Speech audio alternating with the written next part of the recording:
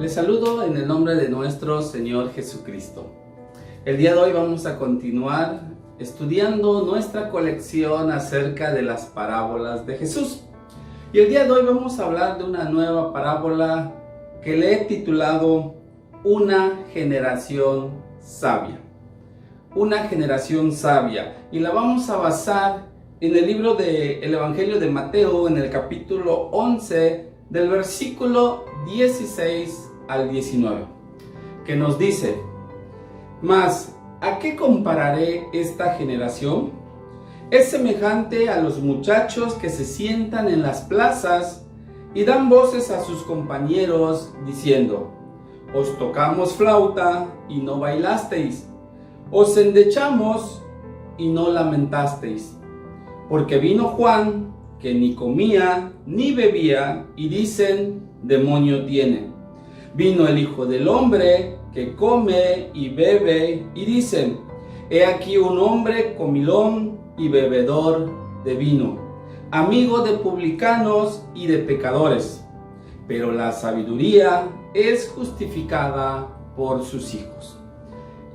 Pues bien, yo sé que en algún momento, quizá alguno de ustedes ha leído este pasaje. Este pasaje comúnmente es conocido como los muchachos de la plaza, pero el día de hoy le he querido poner una generación sabia, porque de aquí vamos a desprender esos misterios que Dios quiere hablarnos acerca del reino.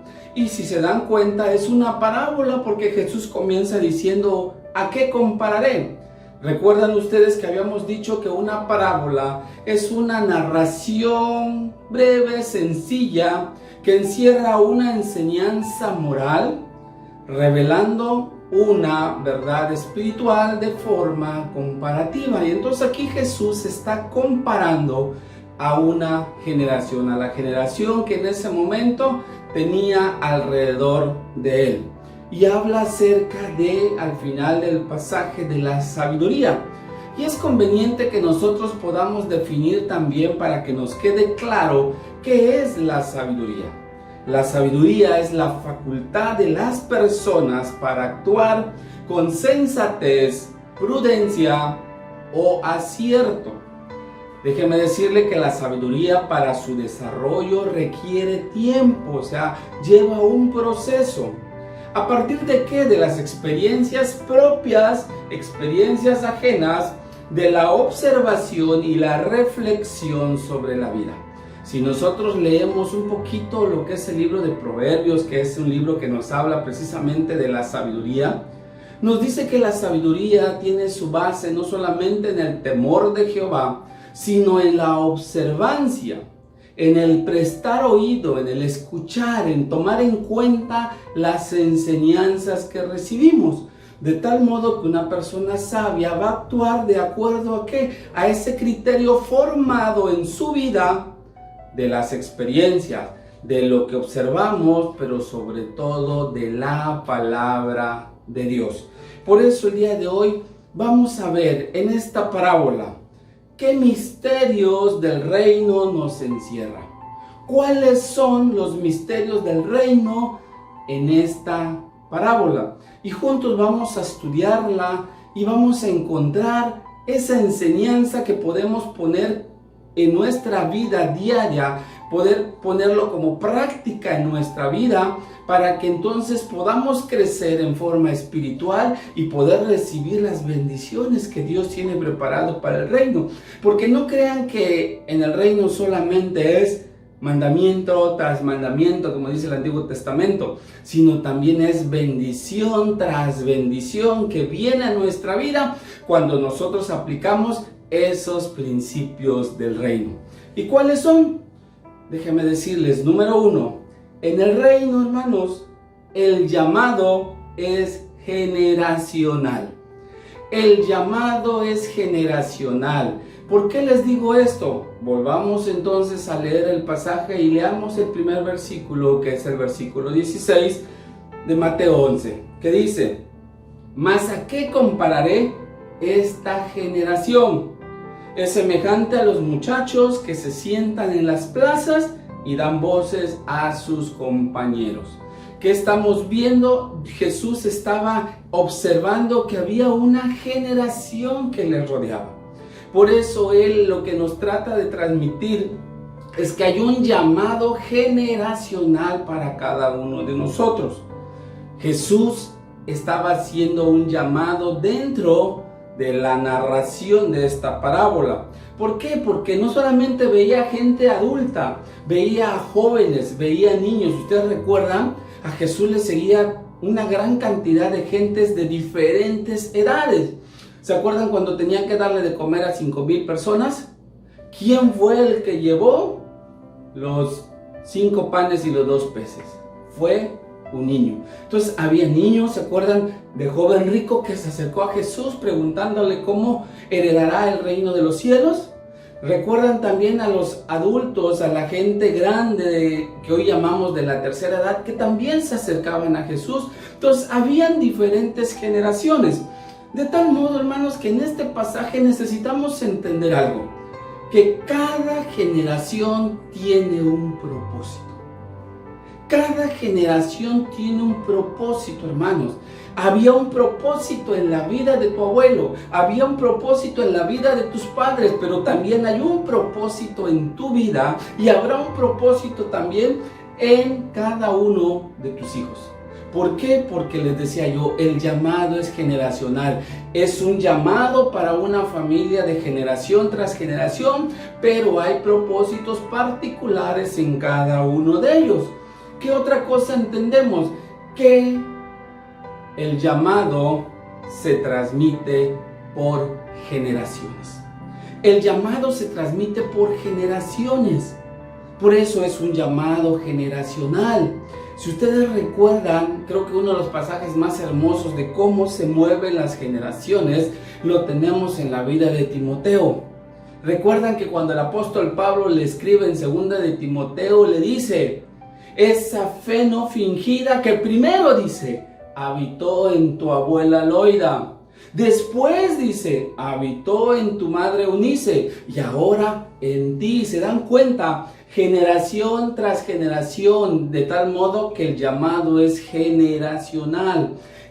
Algo que necesitamos entender, es verdad un propósito en cada generación, pero el llamado específico y general de la familia viene de generación en generación. Cuando Dios escoge a la tribu de Leví, les dijo que ellos eran los que iban a ser sacerdotes y levitas dentro del pueblo. Y fue de generación tras generación. Por eso es importante que entendamos. Y a lo mejor usted me dirá, bueno, si yo tengo un llamado, mi abuelo, mi bisabuelo, mi padre a lo mejor no lo tuvo. Pues déjenme decirle algo. Usted es el inicio de una generación. En usted puede empezar una generación, un llamado generacional para toda su descendencia. Pero déjenme decirle lo hermoso de la palabra, que no solamente es para su descendencia, sino también para su ascendencia. Quiere decir que usted será bendición no solamente para sus hijos, para sus nietos, sus bisnietos, sino también lo será para sus hermanos, para tus padres, para tus abuelos si aún viven. ¿Cómo les digo esto o en qué? ¿Se recuerdan ustedes la vida de Rahab? Una mujer pecadora, pero que Dios escogió, y en ese momento no solamente fue bendecida su generación, sino también sus padres. De tal modo que entonces nosotros somos el inicio de una nueva generación.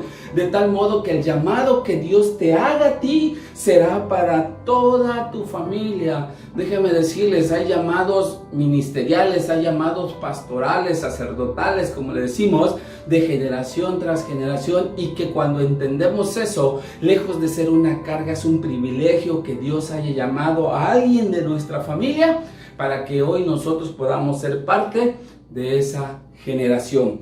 Por eso el llamado, como les decía, es generacional. Dele gracias a Dios que el día de hoy Dios le está llamando, porque Dios quiere levantar en usted una nueva generación, una generación de gente que le alabe, que le adore, que le sirva, que esté dispuesta a dar su vida por nuestro Señor Jesucristo. Número 2, ¿qué otra cosa vemos aquí en este pasaje? Y si leemos el mismo pasaje nos vamos a dar cuenta de algo también que nos llama la atención. En el reino, hermanos, el liderazgo es ejemplo de servicio. En el reino, el liderazgo es ejemplo de servicio. Dice, y volvemos a leer el mismo versículo 16, dice, ¿mas a qué compararé esta generación?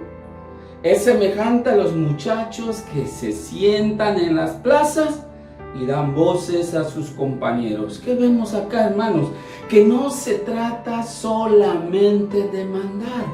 Vemos aquí a jóvenes sentados en la plaza.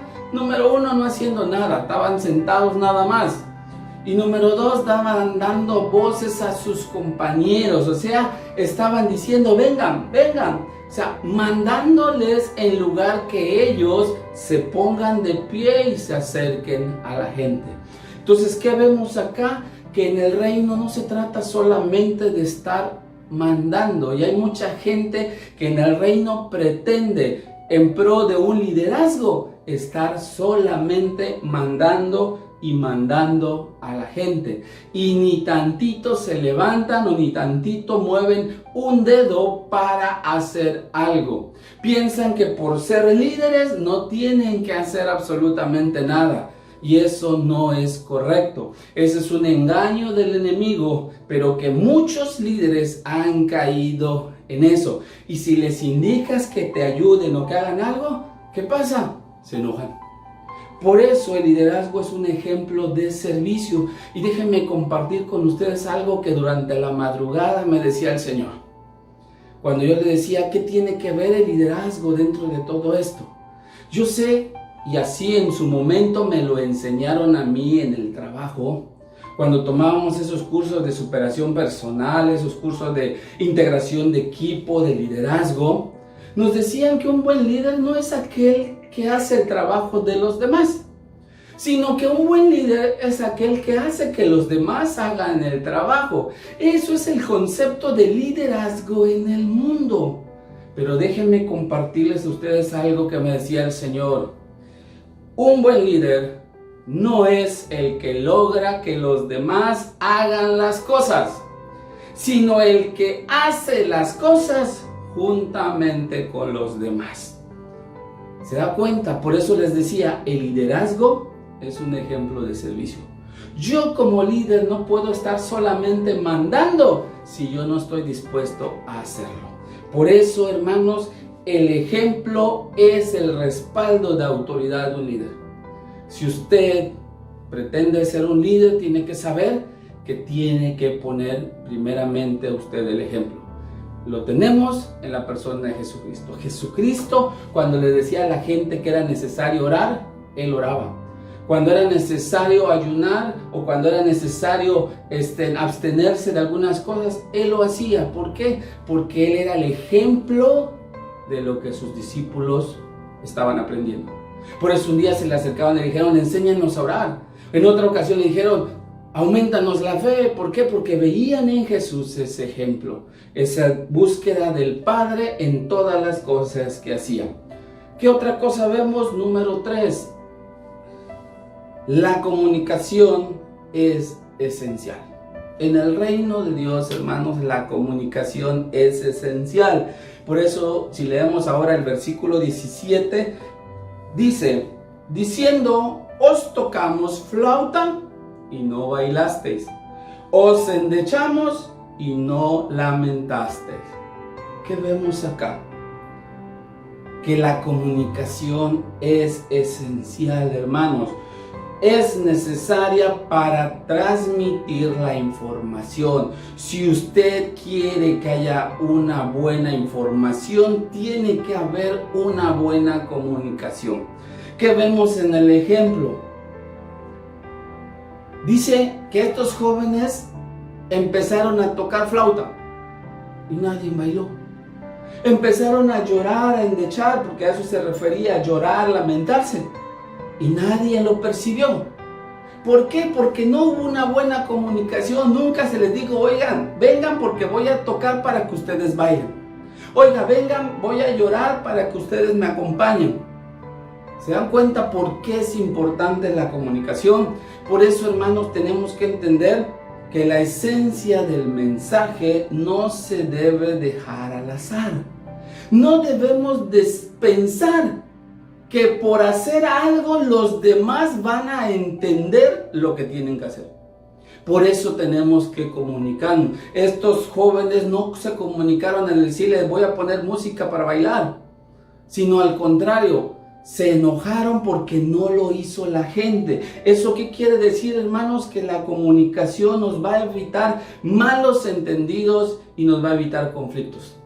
Estos jóvenes se estaban enojando, ¿por qué? Porque los demás no reaccionaban a lo que ellos pensaron que iban a entender. Y a veces eso nos sucede, que tenemos que tener muy en cuenta que la comunicación tiene que ser clara y precisa. Déjenme decirles algo para compararles esto. Nosotros estamos de repente en ciertos grupos para comunicarnos por teléfono y de repente mandamos mensajes de información. En el momento en que alguien pregunta, oiga, ¿es esto o acá? Eso me da a entender que el mensaje no fue correcto, porque no lo entendieron. Por eso es importante que haya una buena comunicación. No dejar las cosas al azar o a pensar que la gente va a entender o hacer lo que yo había pensado que debía hacer. Y eso se da inclusive muchas veces en los matrimonios, en las familias, entre padres e hijos. ¿Por qué? Porque es importante una buena comunicación. En el reino es esencial. Número 4, ¿qué vemos aquí en este pasaje? Y en el mismo versículo 17, ¿qué otra cosa vemos? Que la convicción, hermanos, no es negociable. En el reino la convicción no es negociable. ¿A qué me refiero? Dice el pasaje otra vez diciendo: os tocamos flauta y no bailasteis, os endechamos y nos lamentasteis, dice. ¿Qué nos está mostrando aquí este pasaje con respecto a la convicción? Que estos jóvenes, ¿qué hicieron? Tocaron flauta con la intención que la gente percibiera y pudiera bailar. Empezaron a llorar y a endecharse para que la gente se pudiera congraciar con ellos o pudieran lamentarse, como dice el pasaje. ¿A qué iba esto? A tocar las emociones de la gente. Y aquí es algo que es un problema que hasta el día de hoy se sigue dando. Hay mucha gente que busca tocar las emociones de las personas, pero nunca los llevan a una convicción en el Señor. Solamente están tocando emociones. Por eso, hermanos, la emoción no sustituye la convicción. Es verdad que somos seres emocionales, porque ¿quién de nosotros no escucha una música y de repente su cuerpo empieza a reaccionar? Es una emoción. Cuando ve algo muy alegre, pues sonríe o se ríe a carcajadas, o cuando pasa algo grave de repente llora, porque somos gentes emocionales, sí. Pero ¿qué tenemos que entender? Que esa emoción tiene que venir como consecuencia de una convicción. No una emoción sustituye a una convicción. La emoción solamente es mucho ruido, pero no genera convicción. La emoción es solo exterior, mientras que la convicción es interior. Por eso es que no seamos emocionales, sino radicales. Y es ahí donde muchas veces podemos ver en la vida de mucha gente, hermanos. Déjenme decirles, yo llevo en las cosas de Dios desde que tengo uso de razón más de 45 años. Y he podido ver a diferentes gentes y diferentes cristianos en las iglesias que son muy emocionales. Que cuando está la alabanza, usted los puede ver y ahí puede usted comprobar. En la alabanza, cuando tocamos música, lo que le llamamos alegre o con ritmo, de repente los ves danzando, brincando y alabando a Dios. Pero ¿qué sucede? Cuando empieza la que conocemos como de adoración, los ves arrinconados, aburridos, fuera de lugar. ¿Por qué? porque solamente fue una emoción con el ritmo de la música, pero no fue una convicción de alabanza realmente a Dios, porque la alabanza es lo que sale de mi corazón hacia Dios en agradecimiento, pero la adoración es la respuesta de Dios a través de mi vida con respecto a esa alabanza que yo le ofrecí a Dios. Y usted lo puede ver, hermanos. Muchas iglesias, y no estoy hablando de una en particular, muchas iglesias y muchos ministerios de alabanza, observe a los que participan en la alabanza. Termina la alabanza, se bajan y se salen de la reunión. ¿Qué nos quiere decir eso? Que arriba solamente fue emoción, pero no hubo una convicción, porque no se quedan a escuchar la palabra de Dios, lo que Dios le quiere dar. No le gusta participar con la iglesia, o si están en la iglesia simplemente están con los teléfonos distraídos, no prestan atención a lo que sucede, no prestan atención a la palabra. ¿Por qué? Porque ya acabó su acto y ahora ya no tienen qué hacer. ¿Y eso qué nos muestra? Solamente emoción. Por eso la convicción no es negociable en el reino de Dios. Número 5, ¿qué otra cosa vemos acá?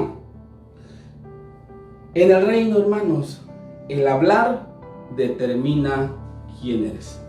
Tu manera de hablar determina quién eres. Dice Mateo 11:18, porque vino Juan, que ni comía ni bebía, y dicen, demonio tiene. Y si ustedes leen un poquito más adelante, dice, vino el Hijo del Hombre, que come y bebe, y dicen, he aquí un hombre comilón y bebedor de vino. ¿Se dan cuenta? Su manera de hablar determinaba quiénes eran, porque no se trata de hablar por hablar, sino hay que saber cuándo hablar. No se debe hablar sin conocer. Hay que saber qué es lo que tenemos que decir. Por eso la palabra de Dios en Santiago nos dice que todo hombre debe ser pronto para oír, pero tardo para hablar. Pero también, hermanos, la adivinación no es discernimiento. En muchas iglesias hay muchas personas que indirectamente practican la adivinación, pretendiendo decir que tienen un don de discernimiento. ¿Por qué? Porque a todo lo ven mal. Si como decías, Juan vino y porque no comía le dijeron que tenía demonio, y a Jesús, que ahora sí comía, le decían que era un comelón y un bebedor. Entonces nunca estaban conformes. Y así hay gente muchas veces en el reino de Dios, porque quieren tratar de entender, de que Dios les dé revelación, pero bajo un concepto equivocado. Por eso, hermanos, no se debe hablar para condenar. El hablar tiene que ser para edificar, para levantar, para sanar heridas. Lo que hablas es lo que hay en tu corazón. Dice la palabra de Dios que de la abundancia del corazón habla la boca. Y si todo el tiempo estás juzgando y criticando, déjeme decirte que eso es lo que hay en tu corazón. Y si eso hay en tu corazón, lo que hablas dice mucho de quién eres.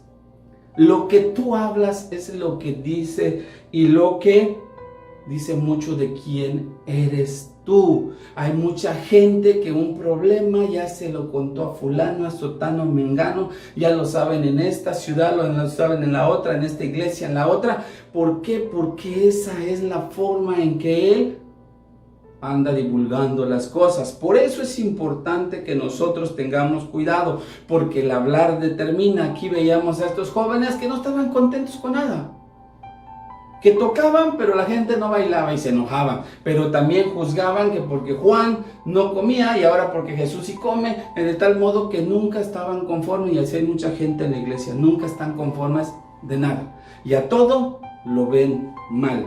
Pero ¿qué otra cosa vemos aquí en este pasaje? Y me encanta porque es algo hermoso que Dios nos está mostrando. Número 6, hermanos, en el reino, el rey te ofrece su amistad. El rey te está ofreciendo su amistad. No solamente te está considerando un siervo, sino él quiere ser tu amigo. Y es algo importante que nosotros tenemos que entender. Dice en Mateo 11:19, vino el Hijo del Hombre que come y bebe, y dicen, he aquí un hombre comilón y bebedor de vino, amigo de publicanos y de pecadores. Pero la sabiduría, dice, es justificada por sus hijos. ¿Qué vemos aquí, hermanos? Jesús no te desprecia, aunque las personas lo hagan. ¿Por qué les digo esto? Porque si se dan cuenta, estos jóvenes y esta gente estaba diciendo que Jesús era amigo de publicanos. Los publicanos eran gente despreciada por los judíos, porque eran los encargados de cobrar los impuestos para Roma, para los romanos, que eran los que gobernaban a los judíos, los tenían bajo cautiverio. Entonces ellos los veían con un desprecio a los publicanos. Y déjame decirte, ¿cuánta gente te ve con desprecio? ¿Cuánta gente te menosprecia? ¿Cuánta gente te hace menos? Pero déjame decirte algo, y es algo que también Dios me decía en la madrugada.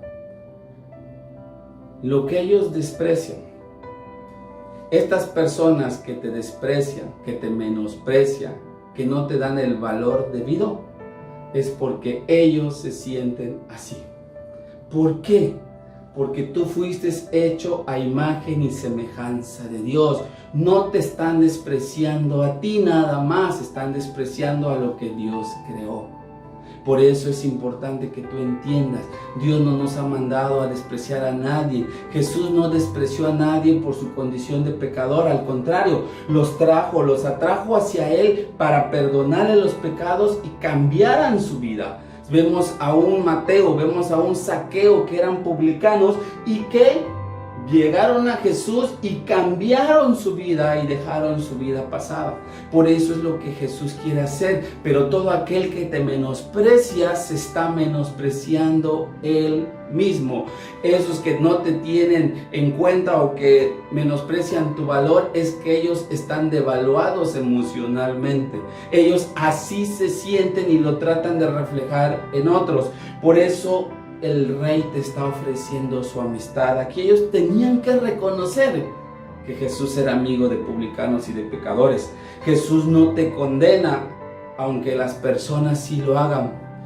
Jesús quiere cambiar y limpiar tu condición de pecador. Si ustedes se dan cuenta, la intención de Jesús al estar cerca de los publicanos y pecadores era transformarles su vida. Véanlo a la mujer adúltera que traía una vida de pecado comprobado. Sin embargo, Jesús no la despreció y transformó su vida para que después esa mujer sea una de las que servían a Jesús. Por eso Jesús nos está ofreciendo su amistad. Yo te digo una cosa, ¿vas a despreciar esa amistad? ¿Por qué en el mundo con ciertas personas influyentes no le despreciamos la amistad? Cuando tenemos al Rey de Reyes, Señor de Señores, que nos está ofreciendo su amistad y que es mucho mejor que cualquier gente de dinero o político que pueda haber en nuestro medio.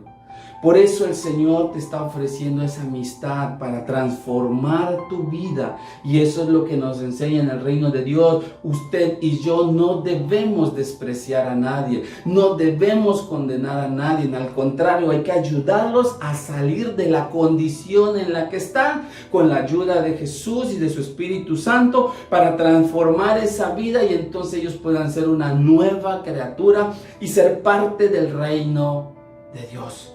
Qué gran bendición Dios nos pone en la mano y qué revelación trae a nuestra vida el que Él nos está ofreciendo su amistad. Por eso un día Jesús le dijo a sus discípulos: ya no os llamaré siervos, sino amigos, porque el siervo no conoce lo que hace su Señor. Jesús te está ofreciendo su amistad. Y número 7. ¿Qué nos dice este pasaje? Si volvemos a leerlo, el versículo 19 nos dice: vino el Hijo del Hombre que come y bebe y dicen: he aquí un hombre comilón y bebedor de vino, amigo de publicanos y de pecadores. Pero la sabiduría es justificada por sus hijos. ¿Qué vemos aquí, hermanos? Que en el reino, el rey requiere de una generación sabia.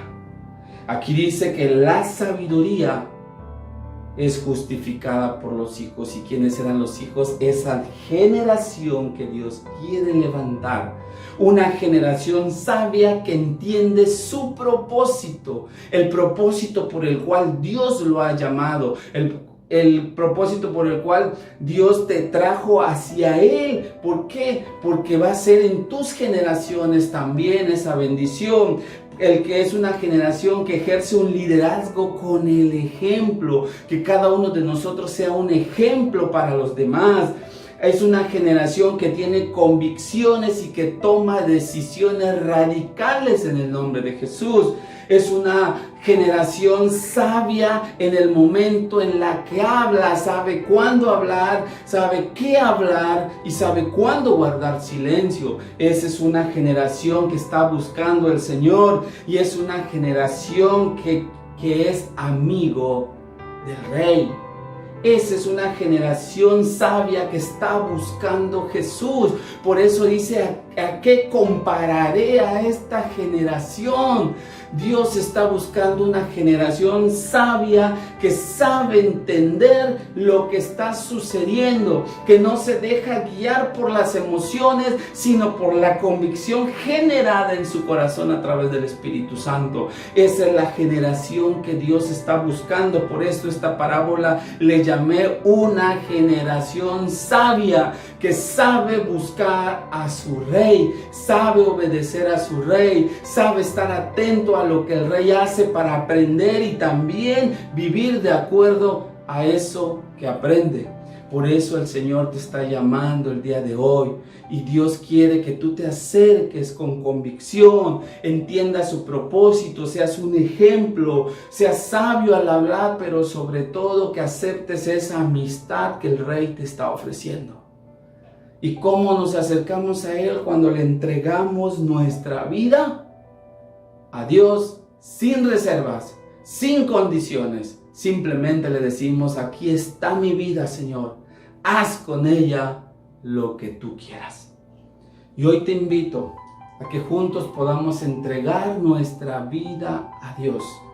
Y que hoy tú te puedas comprometer a hacer esa parte y que puedas ser parte de esa generación sabia que el Señor está buscando en cada uno de nosotros. Que tú seas el principio de una generación de bendición para tu familia, para aquellos que te rodean, porque eso es lo que Dios quiere regalarte. Te invito a que cierres los ojos y que juntos podamos orar.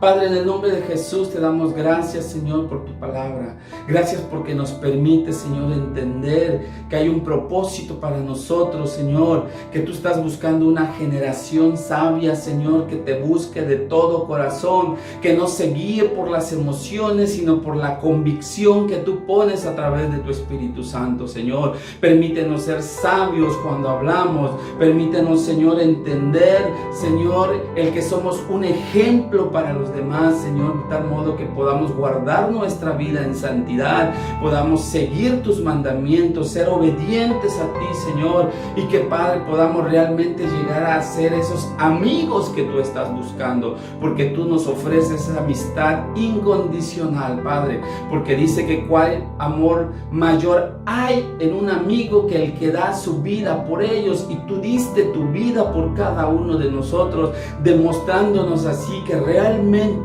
quieres ser nuestro amigo, no solamente nuestro Señor y Salvador, sino aquel que va con nosotros y que juntos hacemos la obra que nos has encargado.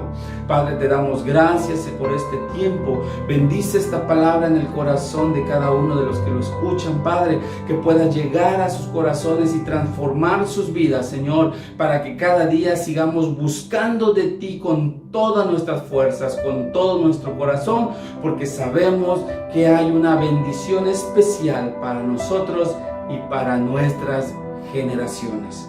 Señor, te damos gracias por todo en el nombre de Jesús. Amén y amén. Dios está buscando una generación sabia.